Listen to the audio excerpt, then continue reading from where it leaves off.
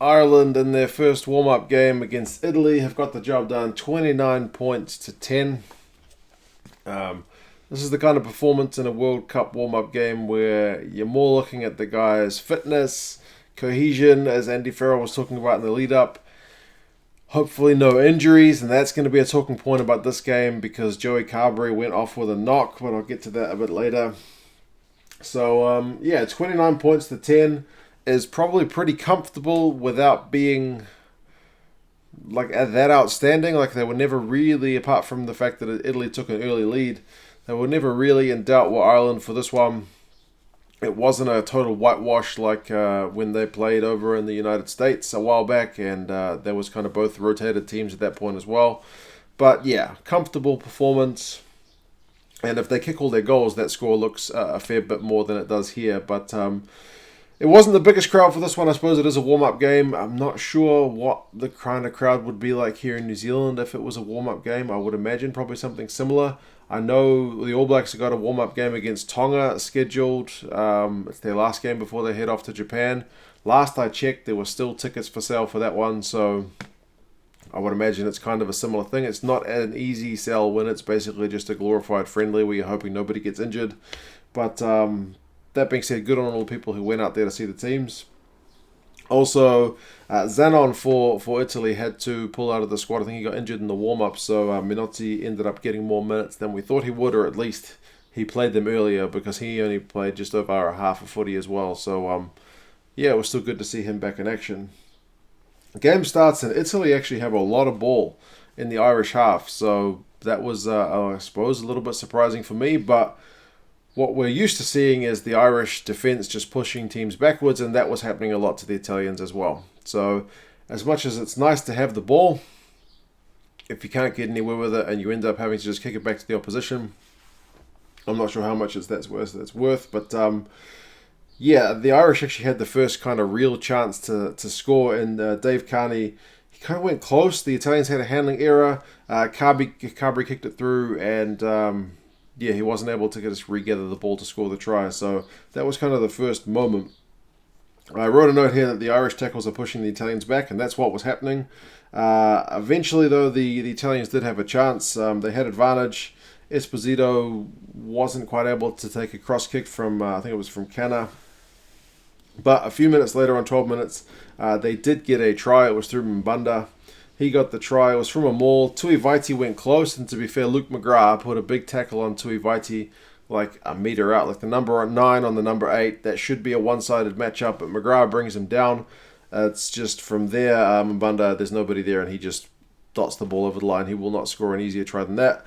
Canna is not able to convert it, so it's 5-0 in favour of the Italians. 5 minutes later, though, Ireland get their first try. It's through Carberry.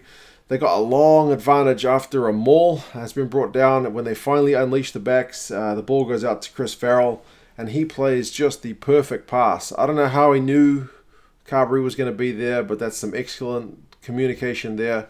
He just rips the ball out to Carberry, and Carberry just sails over the line. It's a perfect try, perfect pass. 7-5, so the Irish are back in front, or in front for the first time. But then again, on 20 minutes, Carlo Canna gets his try of the game.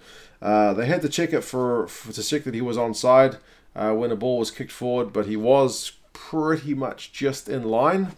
It's one of those ones where maybe if the ref had said he thought it was offside and no try, but check it, then maybe they would have gone with that decision. But because his initial decision was, okay, let's play with it and then check it later, that's the way they went.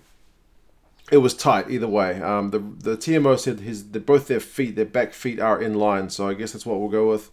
Nothing clear and obvious anyway, but they couldn't convert that one either. But the Italians were in front 10 points to 7. Unfortunately, Rob Herring had to go off after about 20 minutes as well, so Scannell came on. It's kind of the game, because I'm not sure what's going to happen with the hookers for Ireland, but it's not a game where you want to be going off after like 20 minutes. You want to try and build as many minutes as you can, but that's what happened to Herring, unfortunately. 28 minutes, Dave Carney gets a try. It's basically one phase after a line-out. Ringrose gets a good offload. Lama gets the pass across, and it's a try, so it's 14 points to 10. Carberry's kicking was really effective in this one. There, he kept kicking to Carney, he kept kicking to Conway, and those guys were really good at competing for the ball.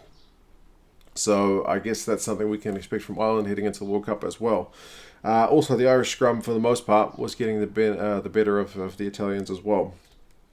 37 minutes, Conway goes in on the right wing after loads of phases. They missed the conversion. It's 19-10, and that's how it went in at half-time. The Italians make a raft of changes in the second half, like Minozzi goes off and a bunch of other guys. So I think by 52 minutes, all the Italian subs had been played, which is pretty much unheard of, but I guess it's a Rugby World Cup warm-up match. You want to build minutes in, and some of those guys, like Minozzi, who's coming back, you want to ease them back into the game. He wasn't even supposed to be starting, so yeah. 43 minutes, Scannell goes close after an Irish line break. That's perhaps one where if it's next week or maybe in a couple of weeks after they've had another game or two, maybe the Irish score from that one, but they're not quite able to score from that. But then a minute later, they get a maul and Geordie Murphy scores the try. Again, they missed the conversion. The goal kicking wasn't the sharpest this week. 24 points to 10. And then 49 minutes, the Italians actually get on the front foot. They get a maul that does really well, gets advantage, but they're not able to score. And it's at that point where Carberry goes down. It's around 50 minutes. I think it was Tuiviti again. Puts in a big run. Clashes with Carberry. Initially, they think it's his head. Like it might have been a head knock because he kind of went down pretty quickly and it looked like it was maybe shoulder on head. But it seems that he fell awkwardly on his ankle. They had to get the little the stretcher there, the golf buggy little stretcher thingy to get him off the field. He looked in a bit of discomfort. I've since looked up what the deal is, and apparently there's no fracture, but there is some swelling, so they need to wait 24 to 48 hours for that swelling to go down to see what the damage is. So fingers crossed, like knock on wood, that it's nothing too serious for Joey Carberry, because he's a man that we definitely want to see at the Rugby World Cup. If he's out, that would be a massive, massive blow. But like I said, fingers crossed, it's just like a strain that give him a couple of weeks and he'll be right. 62 minutes. McKinley gets a kick charged down by Marmion, and he just runs in the try. So it's 29 points to 10, and then that's the final score. 67 minutes. The Italians have a line-out move, which looks like it might have been a try, but the ball, because they just threw it to the front guy and he passed it back to the hooker who ran in and scored, but the ball hadn't gone 5 meters, so it was denied, which was a bit of a pity. So, yeah, I mean, you look at that, 5 tries to 2, it's pretty comfortable, but again, it's not that spectacular. But again, if you add 6 points there and missed conversions, then that scoreline is looking a bit more comfortable for the Irish. As I said, there was never really in doubt. Even when the Italians were in front, you still looked at the way the Irish guys were tackling and the Italians were going back, and you thought probably over the course of the 80, they're just going to squeeze this game out, and that's what happened. So, yeah, it definitely wasn't a perfect game, but it's kind of what you expect from a game at this time of the year. It's about getting these guys back into full fitness. It's about seeing some of the fringe guys and seeing if they can book themselves a ticket to Japan. So final stats were 431 to 232 in terms of run meters. So the Irish with a couple hundred more run meters. They had more possession, 55%, more territory, 58%. Higher tackling, but both sides tackled pretty well and often. So 89% for the Irish, 87% for the Italians. The Irish made 119 tackles, the Italians 146. So in terms of this match acting as a warm-up, that's good news for both sides that these guys were able to get into that swing of things. Penalties conceded was 9 apiece, so pretty even, exactly even. In terms of individuals, Ringrose was the number 1 run meter getter for the Irish with 72 run meters and 6 defenders beaten, 2 clean breaks, so a solid outing from him. It was Ben Venuti for the Italians with 48 and 4 defenders beaten. Lama had 2 try assists, so he certainly put in a good effort as well. O'Donnell had 17 out of 17 tackles. Zani for the Italians had 17 out of 18. So Definitely some good efforts. Like Mbanda had a HIA, he had to go off. So there were a few guys who had HIAs. I think John Klein had to go off injured at one point, or was it an HIA? So there's a few niggles in this game. Carberry's one is by far the most disconcerting. But we'll watch that situation to see what happens.